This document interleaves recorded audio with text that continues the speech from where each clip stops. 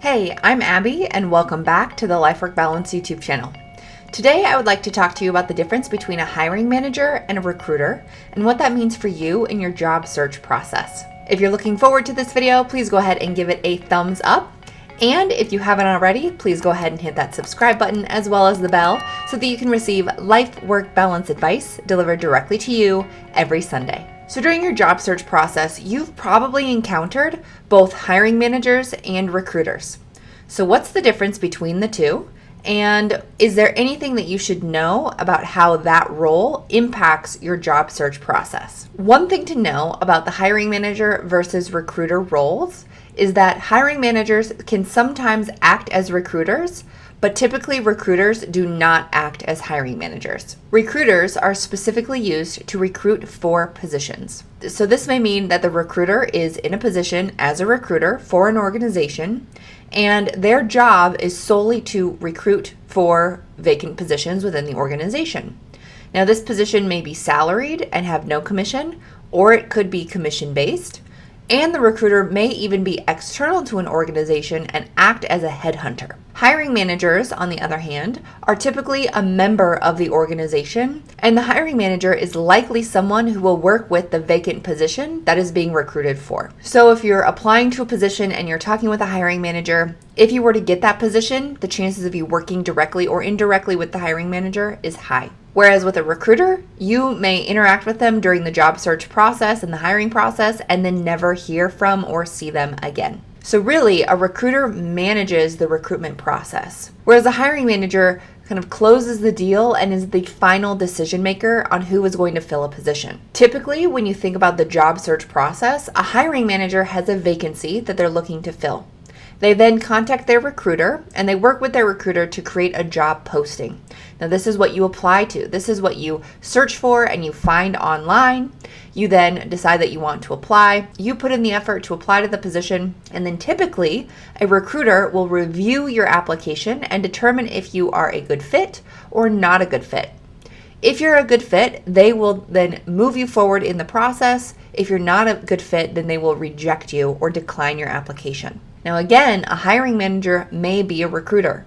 So the hiring manager may be doing the initial review of applications and deciding who is a good fit and who is not a good fit. However, this is usually done by a recruiter. I find that hiring managers who act as recruiters usually are a part of small organizations that just don't have the budget or bandwidth to hire a recruiter specifically. A recruiter will typically forward people who look good on paper. Then the hiring manager will dive a little bit deeper into that person's resume, their application, and maybe even have an interview with them to determine if they're as good in person as they are on paper. A recruiter may also work with a hiring manager to train them on interview techniques and maybe give them some feedback on the hiring process. It's really up to the recruiter to build a pool of candidates for the hiring manager to pull from to see how they can fill their position with the best candidate. Again, a recruiter may manage job postings, they may headhunt, or they could be involved in both. But usually a hiring manager will not be involved in headhunting. A hiring manager usually only will have the bandwidth to recruit for their own jobs by putting out a job posting and then sifting through the candidates that way. In most cases, hiring managers don't even have that capacity, which is why it can sometimes take a long time for you to hear back from an organization when you've applied to a job with them. Recruiters can make the process go a little bit faster, but even then, that kind of bottlenecks at the hiring manager phase because the hiring manager is usually doing another job on top of trying to hire for their positions. Really, your goal as an applicant is to tailor your application to a recruiter rather than a hiring manager. This is because recruiters traditionally know the basics of a job. They know the types of candidates that the hiring manager is looking for. They know the minimum qualifications and the preferred qualifications, but they don't know the ins and outs of the job, what it looks like on a daily basis, and they've typically not experienced doing the job themselves. A hiring manager, on the other hand, is in the weeds with the job. They are living the job. They work with people who do this job on a regular basis. So it's much easier for them to meet someone and be able to tell if they're going to be a good fit for the position or not. Whereas a recruiter can have these check boxes that they're going through mentally while they're reviewing applications to determine if they think someone might be a good fit. But ultimately, the decision on if someone's going to be a good fit or not will fall to the hiring manager. So recruiters, they know the basics of the job, they can speak the lingo, they can have conversations with people about what the job looks like, what the expectations are, and determine people's qualifications. But really, it's the hiring manager who knows the obscure details about the position, and they will be able to more easily decide if someone's going to be a good fit or not. So when you're thinking about the hiring process, you've got your recruiter and your hiring manager who work together to create a job posting. You as an applicant apply to a job, and then your application goes under review.